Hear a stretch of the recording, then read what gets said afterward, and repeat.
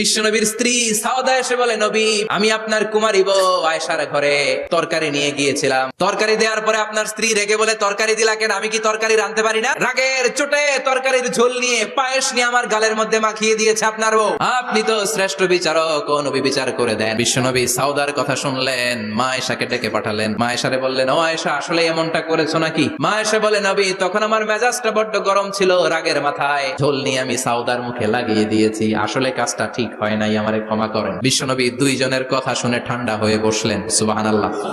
দুইজনের কথা শুনে বিশ্বনবী বললেন, আমার আদালতের রায় হচ্ছে কিসাস। সাউদাকে যেমনি তুমি পায়েস মাখিয়ে দিয়েছো, সাউদাও পায়েসের বাটি থেকে কিছু পায়েস নিয়ে আয়েশার গালে মাখো। সুবহানাল্লাহ পড়েন। সাউদাও বিশ্বনবীর রায় অনুযায়ী বাটি থেকে পায়েসের ঝোল নিয়ে মা আয়েশার গালের মধ্যে মেখে দিলেন। মা আয়েশা কি আর করবেন, হেসে দিলেন। সাইয়েদাতুনা সাউদাও হাসলেন, বিশ্বনবীও হাসলেন। আরশের উপর থেকে খুশি হয়ে গেল কে?